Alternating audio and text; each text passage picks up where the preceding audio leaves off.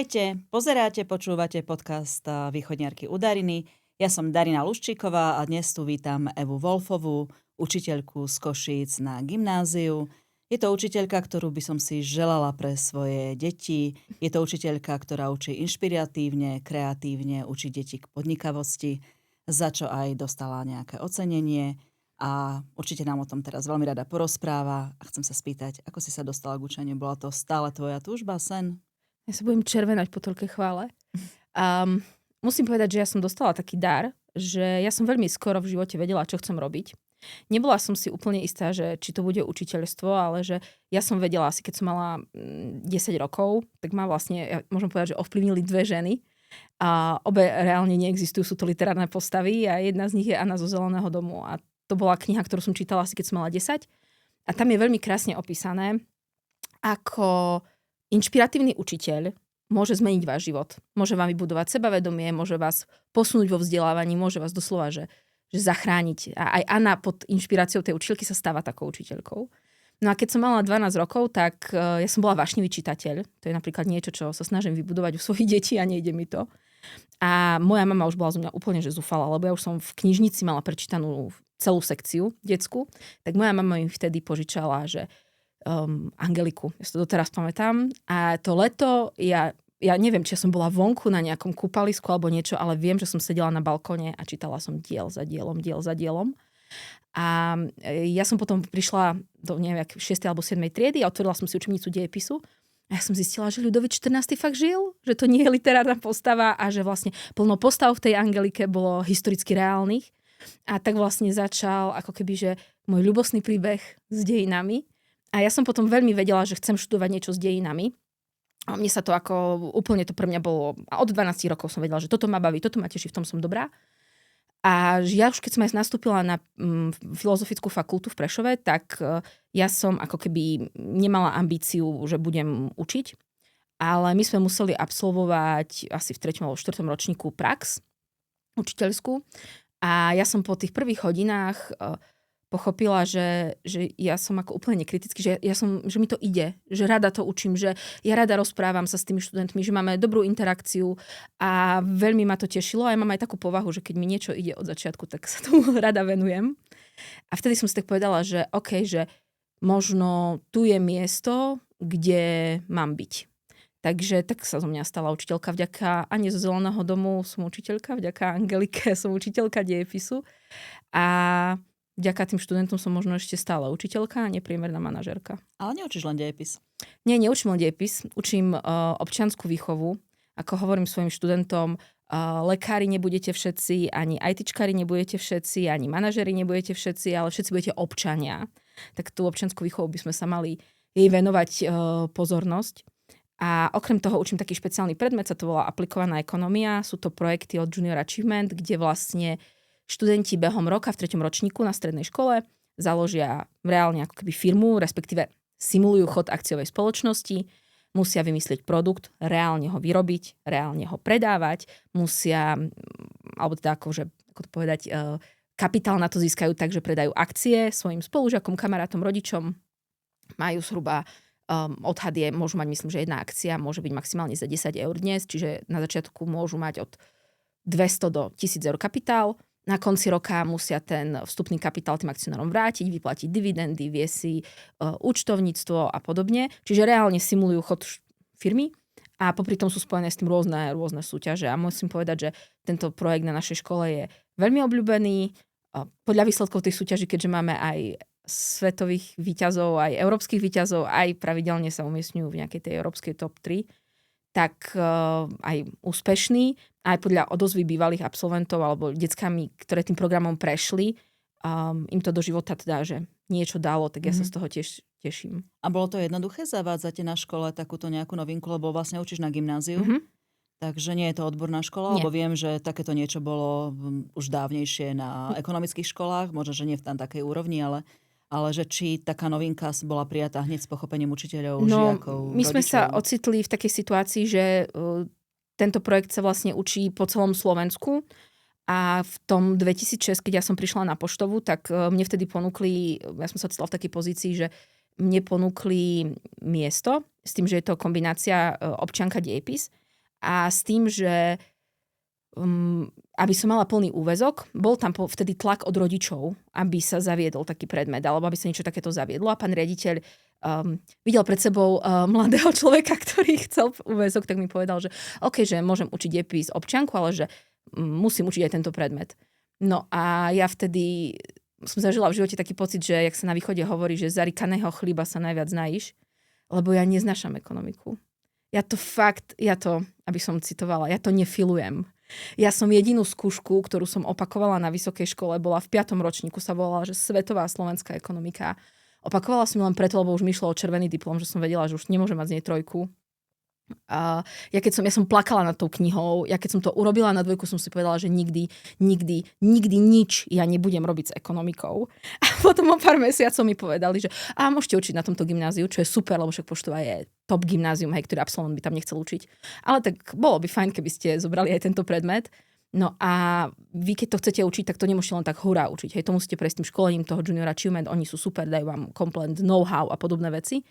Ale bolo to pre mňa ako keby stresujúce. Ale musím povedať, že keď nedostajeme to, čo chceme, je to preto, že nás čaká čosi lepšie, že je to niečo, na čom vlastne de facto, ak sa to v učiteľstve dá povedať, stojí trochu moja kariéra. Mm-hmm. A ak ma ľudia ohľadom niečoho poznajú, alebo ak si ma s niečím spájajú, tak si ma spájajú práve s tými študentskými firmami. A musím povedať, že mi to do života dalo veľmi veľa. Že najhlbšie vzťahy, aké som mala so študentmi, najkrajšie zážitky, najväčšie také, že up and down sú spojené práve s tou aplikovanou ekonómiou. Ale pozeráš na tú ekonómiu teraz asi úplne inak, ako si Nie, pozerala. stále ju nemám rada. Aha. Nie, stále tak nie. to je dosť veľký paradox získať svetové ocenenia a nemať rád. Ale potom ja som v tom pochopila, že vlastne ja ich nemusím učiť ako keby, lebo však ekonomika je aj vyučovací celok v rámci občianky. Aj v rámci občianky v 3. ročníku má, že psychológiu, sociológiu, právo, politológiu a ekonómiu. Že vlastne sa učíš o tej spoločnosti od seba, svojej psychológie, cez spoločnosť, cez právo, politológiu a ekonomické väzby. Hej. Čiže ty tam učíš tú ekonómiu, ale na tej aplikovanej ekonomii som pochopila, že vlastne ja ich mám učiť o chode firmy a že rozvíjam väčšinou také ich soft skills, že veľa sa učíme prezentovať, že veľa sa učíme prekonávať také veci, o ktorých ste ani nevedeli, že musíš zdvihnúť telefón a zavolať nejakým ľuďom a nie nebrať vždy ako odpoveď. A že úplne iné veci u tých detí rozvíjam, ako také, že dopyt ponuka a posun krivky dopytu a posun krivky ponuky a podobné veci. Ale dá sa povedať, že nielen tebe dáva veľa ten predmet, ale asi aj tým deťom dáva No do života. Mega. Ja si myslím, že ten predmet je obľúbený aj preto u nás na škole, podľa mňa, lebo to nie je taká tá klasika, že tu sedím, budeme si písať poznámky. A zároveň je to ako takéto learning by doing, že učíš sa robením. A ja stále hovorím, že ja v septembri mám v triede, že 17 detí, tak priemerne, na tom predmete. A na konci tam mám, že 17 lídrov budúcnosti. Že keď im v septembri povie, že dačo majú organizovať, tak vidia len prekážky, ak sa to nedá, aké je to náročné. A keď im v septembri, alebo keď im potom v máji poviem, že dačo majú zorganizovať za 3 hodiny, to je zorganizované, vymyslené. A napríklad ty musíš, ako to decko, to oddelenie napríklad, lebo tam sú 4 oddelenia, je tam prezident, je tam viceprezident pre marketing, výrobu, financie a ľudské zdroje. A tie decka napríklad, čo robia marketing, tak oni sa snažia aj napríklad dostať do médií, alebo snažia sa nejakým spôsobom spracovať so sociálnymi sieťami a podobne. A napríklad teraz som mala študentskú firmu AIMU a tí proste sa dostali na level, že keby som im povedala, že o 3 ráno vás zobudím a máte ísť dať rozhovor do teatrojky, tak oni OK, dobre. Hej, lebo tak ich to pripravilo na takéto veci, veď oni nakoniec boli teraz finalisti, už mimo tohto projektu boli finalisti Startup Award z 18. Ako ja neviem, čo ľudia robili v 18, ale ja som v 18 uvažovala, či sa Edo zo 4. na mňa usmeje, hej. Že ja som neriešila rozprávať pred plným divadlom o tom, ako sme rok robili projekt pre čistič krvavých škvrn, hej. Takže dáva im to, rozvíja im to veľmi, veľmi také presne tie soft skills a podľa mňa veci, ktoré budú potrebovať do života. Hoci ja si nemyslím, že na konci toho sú podnikatelia, ale napríklad im to umožní nadýchnúť sa toho prostredia a možno si aj povedať, že veď ja nemusím pracovať v korporáte, že môžem normálne rozvíjať nejaký svoj projekt, svoj biznis a hlavne im to ukáže, že skratky nevedú k cieľu a nič nepríde zadarmo. Vôbec nič. Je to úplne úžasné, lebo vlastne rozprávame sa o východe, rozprávame sa o šikovných ľuďoch a mladých ľuďoch. ktorí často odchádzajú do zahraničia. A toto je také utrpenie teraz nielen východu, ale všetkých tých regiónov Slovenska, že nám najšikovnejšie odchádzajú. V roku 2016 to bolo možno 16-17%, teraz je to už cez 20% detí, čo odchádza študovať do zahraničia. Do Čiech je to dokonca 70% z celého toho počtu. A vracia sa sem možno 35-40% ľudí vôbec mladých, vzdelaných naspäť. Ako vidíš tie deti, ktoré teraz prešli tvojimi rukami? No, že všetky odídu. Mm. Úplne to, akože, to je úplne že tragické, že mňa fascinuje, že my sa o tom rozprávame až teraz. Alebo že až teraz sa o tom trende hovorí tak oveľa viac, pretože ten trend je stupňujúci naozaj od toho roku 2006, odkedy som ja začala učiť na Poštovej, je to viditeľné.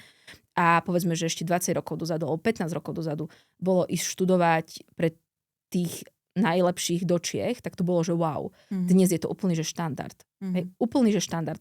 Nám z populačného ročníka z Poštovej, čo je, a nemali by sme sa to slovo bať použiť, to sú fakt, že elitné deti, tí lídri budúcnosti a tých svojich komunít, odchádza do zahraničia, už neviem, či sa neškrabeme k 60% tam a ten zvyšok ostáva len preto, lebo momentálne je taký výrazný boom medicín a keď máš študovať medicínu a jak ja im hovorím, že 5-6 rokov nevidieť slnko, tak ti vyhovuje napríklad možno ostať v Košiciach, kde tá medicína je kvalitná a mať doma full service od mamky a ocka, ale je to extrém a je to extrém, že už neodchádzajú do Čiech, už odchádzajú proste Holandsko, v jednom obdobie bolo veľmi populárne Dánsko, Nemecko, veľmi.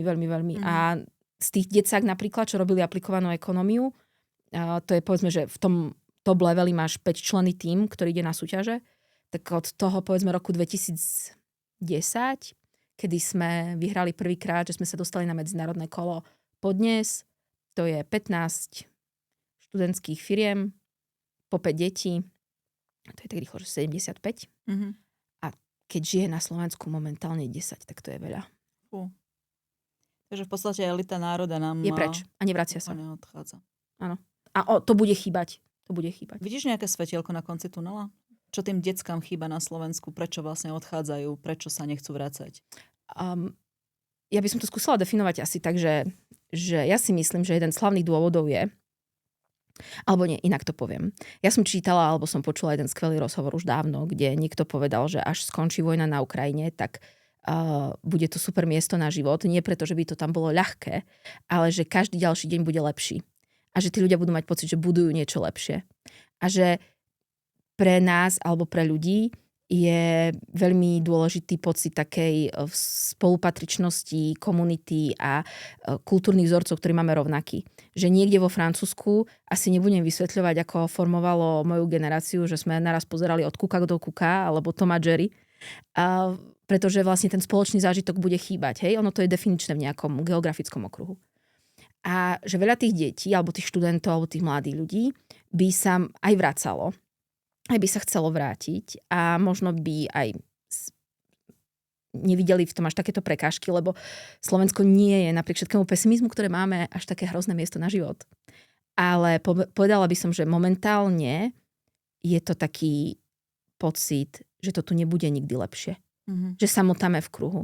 Že každá generácia bojuje, každé voľby, nielen o to, aby sme sa pohádali o dania a reformy, jak ja hovorím, ale že my sa každé voľby bojíme o to, že či sa udrží demokratické prozápadné smerovanie Slovenska. Hej. A že je aj taký ten pocit marazmu v spoločnosti a toho, že to nebude dobré, že sa to nezlepší. A prečo by si sa vrácal do krajiny, ktorá má kopu problémov, ale že každá krajina má kopu problémov, ale do krajiny, ktorá má takýto feeling. Hej, že to je jeden z dôvodov psychologický, by som povedala. Že keď si vezmeš napríklad obdobie tých rokov, ja neviem, tie dve Dzurindové vlády 98-2006, ja som vtedy dospievala, som vtedy bola vo veku, že mojich študentov, že stredná škola vysoká.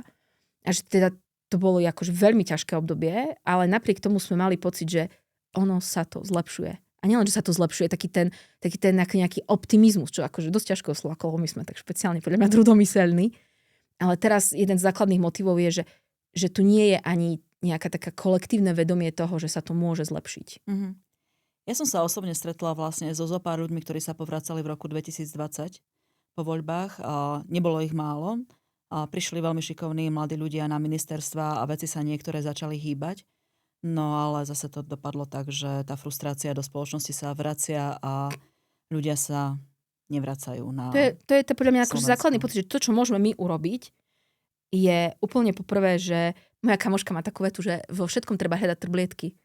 Ale že ako neklamať si, že keď niečo nefunguje, ale tiež sa možno na to nepozerať až tak, ako keby, že úplne zle, že vždy tu bude zle. Alebo že nikdy sa to nezlepší. Alebo ja už mám pocit, že my sme že permanentne frustrovaní z niečoho. A to je ako keby, že ten pocit, že tá krajina ide lepším a dobrým smerom, to je niečo, čo sa dá zmeniť. Čo sa dá zmeniť jednými voľbami. Alebo čo sa dá zmeniť nejakými dobrými rozhodnutiami. Veď už sme mali taký ten pocit, že so Slovenskom to bude dobré. Hej. A že to je možno úplne ako prvá vec, ktorá by sa dala zmeniť. A nehovorím, že to priťahne mladých ľudí naspäť, alebo že si rozmyslia, prečo by nešli študovať do zahraničia, alebo či sa vrátia, pretože potom vlastne naozaj vystupujú také, že lepšie školy v zahraničí a väčšie platové príležitosti a podobne. Ale ten úplne základný pocit, že sa vraciaš domov, budovať niečo, čo je pre teba dôležité, musíš mať pocit, že ja neviem, optimizmu, nádeje a musí to byť kolektívny pocit. A myslíš, že mladí majú nejaký pocit vlastenectva, alebo ten práve pocit vlastenectva sa spája s tou nejakou nádejou, že môže byť dobré? No, ja môžem, akože, že zasa je to, že osobný pocit, že nemám na to dáta, ale že ja napríklad sledujem, ako tých 20 rokov, čo učím, sa normálne im buduje, že európska identita. Hej, že home is Europe. A toto je podľa mňa, že úplne že prirodzené. To sú deti narodené do eura, do Schengenu, ktoré proste predstavá, že im vysvetľujú. Ja už niekedy som vysvetľovala, že čo za sociku bola, že cestovateľská doložka a že ti štát musel vymeniť nejaké valuty alebo niečo podobné. Teraz mám pocit, že vysvetľujem, čo je pás. A že sú to deti narodené úplne že do Európy. A naozaj ja vidím, ako sa buduje európska identita u nich. Že pre nich ten priestor domova začína byť Európa. Ale že či majú pocit vlastenectva, ja sa pýtam sami seba, či ja mám pocit vlastenectva. Je to ťažké. Ja by som skôr povedala, že ja sa im to snažím priblížiť, keď im tak opisujem, že určite kolektívne ako národ sme mali 5 dní pocit vlastenectva, keď hokejisti vyhrali Göteborg 2002. To proste všetci sme boli hrdí Slováci. Ale že mne sa páči taký ten výrok, ja už neviem, kto ho povedal, Masaryk, že vlastenectvo znamená byť hrdý na svoj národ, ale neponižovať iné národy, ak to mám parafrázovať. A ja si myslím, že to súvisí to vlastníctvo aj s tým pocitom takej tej frustrácie, že keď stále zo všetkých strán počúvajú, ako tu nič nefunguje, tak ako máš byť na to hrdý. Hej. Ale podľa mňa druhý faktor je, že čím viac tie decká cestujú, čím viac my cestujeme, čím viac máme príležitosti žiť v iných krajinách, tak vlastne potom môžeš oceniť aj také veci, že sa aj iní majú svoje issue. Nie je to len problém Slovenska. Nie je to len problém Slovenska. Takže neviem ja povedať, či majú tie deti pocit vlastníctva, alebo či by to malo byť také vlastníctvo, že bijeme si niekde do hrude, keď naši hokejisti vyhrávajú. Také prázdne vlastníctvo. Ale že možno taký ten pocit, že ja by som povedala, že vrcholným pocitom vlastníctva dnes je proste to, že to nevzdávame s touto krajinou. To je pekné. Čo teba najviac frustruje? Skončíme už potom túto zlú tému, ale že či máš niečo, čo ťa tak fakt akože najviac? V súkromnom živote, tak akože konkrétne? Vieš, tak v spoločenskom, možno, že aj v pracovnom, alebo v spoločenskom. Možno, že poďme do toho školstva. Pretože školstvo naozaj nie je v dobrom stave tu na Slovensku momentálne. Aj keď možno pozeráš na to z pohľadu nejakého učiteľa na elitnej škole, je to iné, ako keď by sme zabrdli do vzdelávania sociálne vylúčených. Ale to už vlastne veľmi špecifikujem. Ale ja učím aj na základnej škole. Ja mám pár hodín aj na základnej, takej malej základnej škole, klasickej základnej sídliskovej škole na jazere, na Bukoveckej v Košiciach a ja učím tam dejepis a občianku. Je to len pár hodín, ale je to pre mňa dobré také akože vyváženie, aby som si potom, nie že vážila tú poštovú, ale aby som aj rozvíjala iné svoje učiteľské skills a aby aj som si tak uvedomila, že iné veci riešim na poštovej a iné veci riešia sa na tej základke.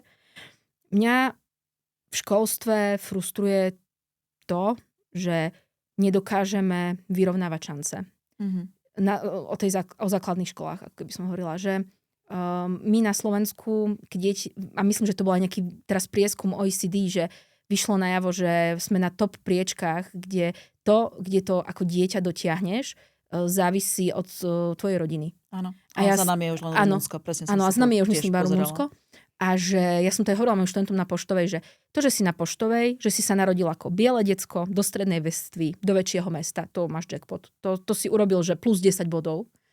A ja sa stretávam na tej základnej škole a ja som aj na vysokej škole veľa pracovala v takej neziskovke, neplatil na Soros, a kde sme pracovali s deťmi zo sociálne znevýhodneného prostredia. A ja som si tam uvedomila, a na tej základke to špecificky vidno, za všetkých základkách to vidno, že my sa rodíme s rôznymi talentmi a v živote nedosiahneme rovnaké ciele, ale šance by sme mali dostať rovnaké. A že na našich základných školách vidno, že naše školstvo toto nevie. Naozaj toto nevie a je pre mňa veľmi frustrujúce, veľmi, asi najviac. Keď ja vidím deti, ktoré, nepoviem tak všeobecne, môžu pochádzať z prostredia, kde sa nepriskladá význam vzdelaniu napríklad. Alebo rodičia točia 12 vo fabrike na 3 smeny, hej. Tam už nie je kapacita riešiť, že mi pipla EduPage, že Jožko má zajtra odovzdať nejaký projekt o Marii Terezii napríklad.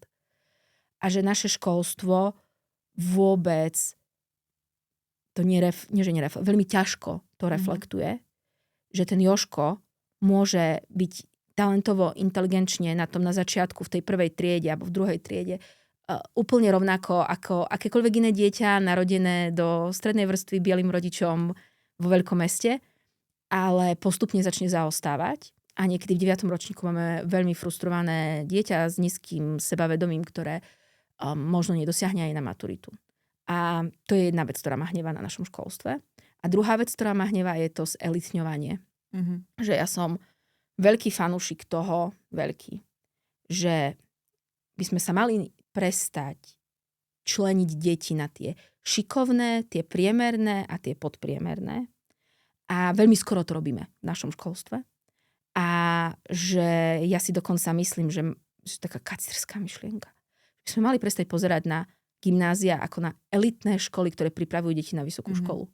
Ja som normálne fanúšik toho, že všetky decká by mali ísť na normálne všeobecnú strednú školu, kde je to ako v Amerike, kde vieš, pričom akože ja chápem, že aj americké školstvo má veľa problémov, ale normálne ideš na všeobecnú školu, kde vieš, že treba chceš ísť na vysokú, tak si vybereš matematiku typu level C, lebo potrebuješ to na vysokú. A vieš, že chceš robiť napríklad len kaderničku alebo automechanika, tak po tých 4 rokoch všeobecnej školy si urobíš len nejaký kurz, kde ťa už len rok učia strihať, alebo opravovať auta, alebo niečo. Ale že my by sme mali prestať sa myslieť si, že všeobecné vzdelanie je zbytočné, alebo že je to pre úzku vrstvu detí, ktoré potom pôjdu na vysokú školu. Lebo potom tu fakt máme decka, čo jedinýkrát v živote počuli, keď to poviem o diepise, o nežnej revolúcii 1 hodinu v 9. ročníku v júni, keď tomu nevenovali ani pozornosť. Chalan pôjde potom alebo dievčina na 3-ročné učilište, už nikdy nič o tom nebude počuť. A on bude tiež občan, tiež bude volič. Hej, že ja si myslím, že naše školstvo je strašne elitárske. Strašne. To hovorím ako učiteľ na elitnej škole. Že naše školstvo nevie vyrovnávať šance vôbec. Alebo veľmi ťažko. Alebo to robia nadšení učitelia napriek systému. Nie vďaka systému. To by malo byť že podporné naprieč celým systémom.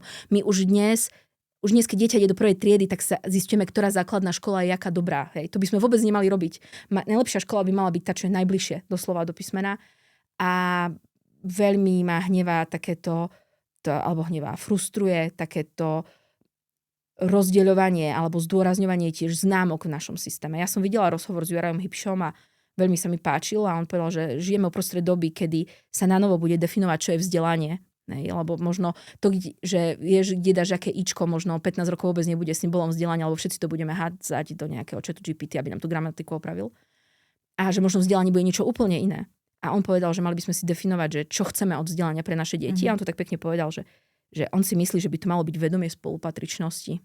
A to sa mi tiež veľmi páčilo, že ja viem byť akože krásne frustrovaná z našho školstva. Ale teda akože to som tak ako prispela k všeobecnej frustrácii na Slovensku teraz. Nie, lebo na konci si povedala niečo také nádejné a preto keď sa ťa spýtam na to, že čo by si považovala na Slovensku za najväčší úspech práve v školstve, keď sme vlastne hovorili o tvojej frustrácii zo školstva, čo bol naopak najväčší úspech, aby sa v školstve podarilo?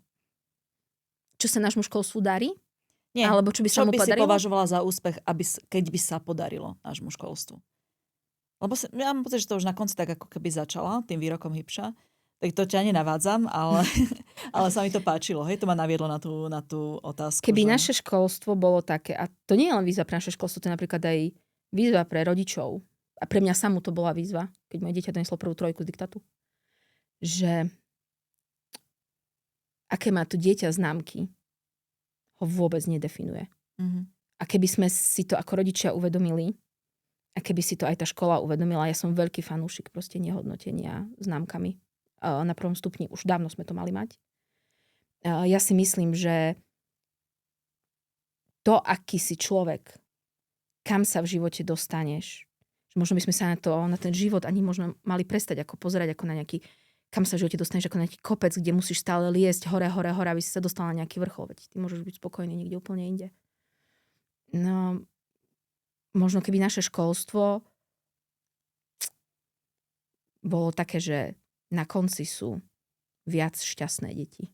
Tak by som povedala, to by som vnímala ako úspech. Bez ohľadu na to, aké majú známky. Každé to dieťa má nejaké danosti, ktoré môže v sebe objaviť. Keby naše školstvo každému dieťaťu dalo zažiť pocit úspechu.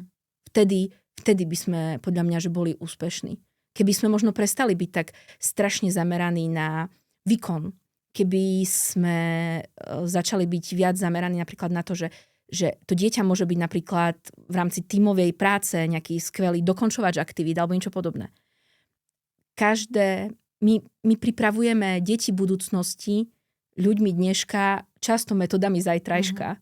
Že ja si myslím, že úlohou školstva alebo školy, alebo kedy by sme boli možno, že čo by som ja považovala za úspech, keby sme mali v tých triedách viac šťastných detí. A to neznamená, že nemajú zažiť neúspech, že sa nemajú s niečím boriť, alebo že nemajú prekonávať samých seba.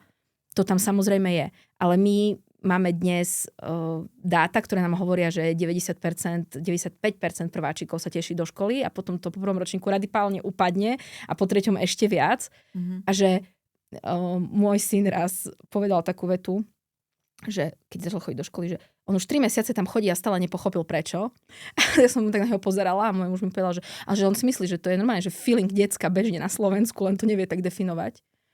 Takže toto ja si myslím, toto by sme mali chcieť od nášho školstva, že prestať byť tak zameraný strašne na výkon. Priznať to, že môžeme deťom rozvíjať aj iné schopnosti a zručnosti ako výkon a že na konci by sme mohli mať možno v tej škole trochu viac šťastnejších detí. Nebudú všetci doktori a nebudú všetci inžinieri. Možno by sme si to aj ako rodičia mali priznať.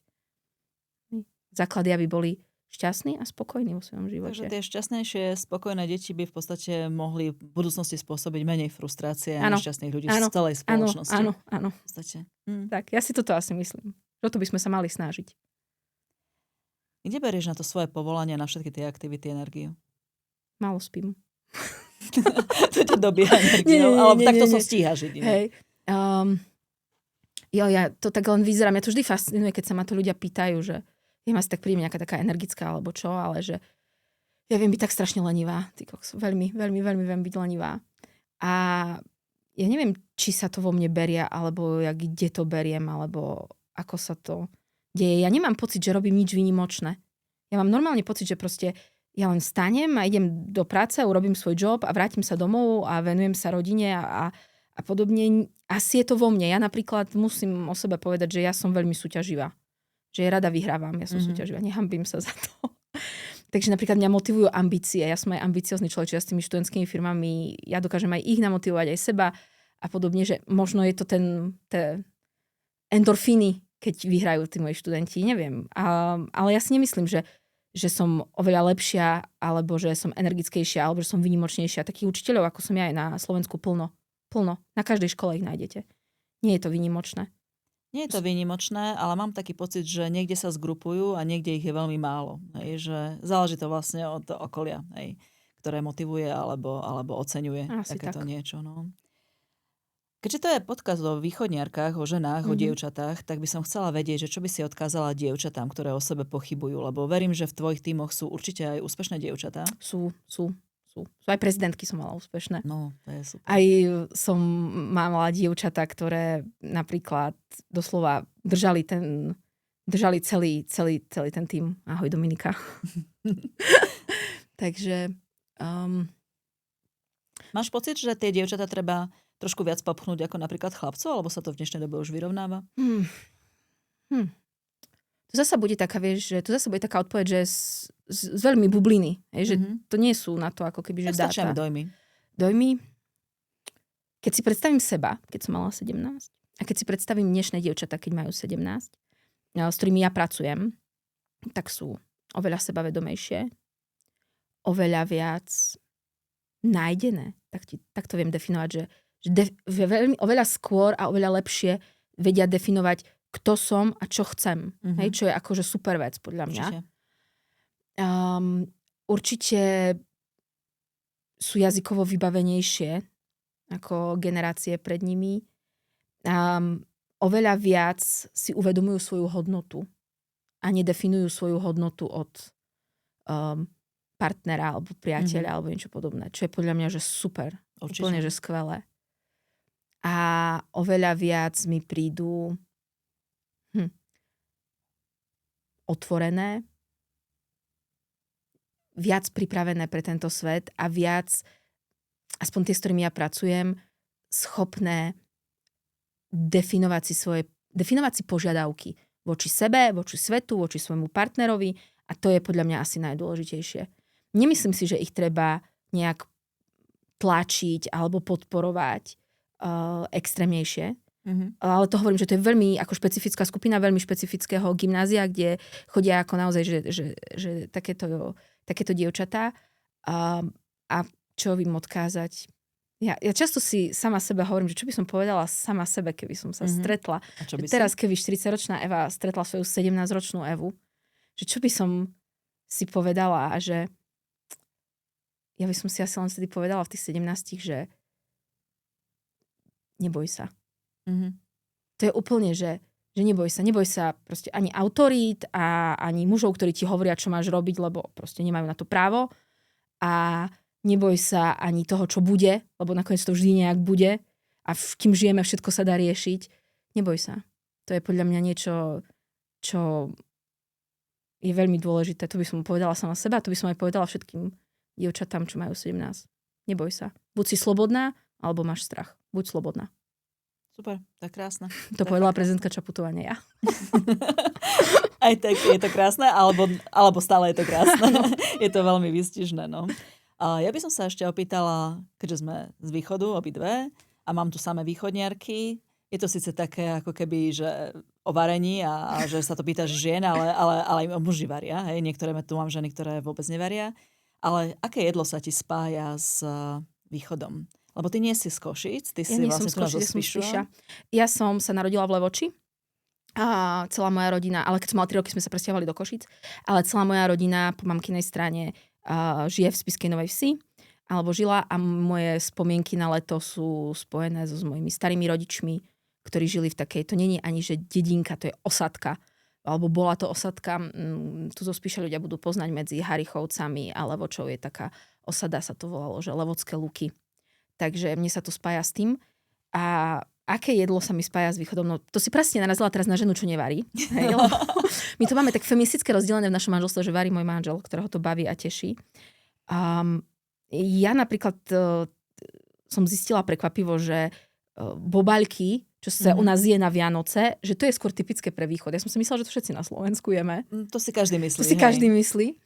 A jedlo, ktoré je typické, ktoré sa mi spája s východným Slovenskom, myslím, že ani nemám také nejaké jedlo. Mám rôzne jedlá, ktoré sa spájajú s rôznymi etapami môjho života, ale nemám také jedlo, ktoré by som, keby som ho jedla, že by som si povedala, že východné Slovensko. Taká spomienka na ten Spiš, keď si chodila za starými rodičmi. S starými rodičmi pyrohy. Moja babka vždy, keď sme prišli, urobila pyrohy. To sa mi spája. Aké zemiakové? Zemiakové. S mojou starou mamou sa mi to spája. A spája sa mi so starou mamou, že alebo starými rodičmi, že moja mama napríklad výborne pečie koláče a pečie plnkové koláče, také, že krásne. A ona mi stále rozprávala, že ona keď vyrastala, takže moja stará mama piekla len také, že zavinače, že makovník, orechovník, hej, a takéto veci, až ona si povedala, že nie, ona bude robiť na plech plnkové, hej. Mhm. Čiže s mojou starou mamou napríklad sa mi spájajú presne také tie koláče, také tie makovník, orechovník a takéto veci. Tak ďakujem ti veľmi pekne, že si prišla za nami do Popradu, že si sa s nami podelila o tvoje skúsenosti a o školstve. Bolo to naozaj veľmi inšpiratívne a ďakujem za pozornosť aj vám, diváci a poslucháči. A keď chcete sledovať ďalej osudy, príbehy inšpiratívnych žien z východu, tak sledujte podcast Východniarky u Dariny.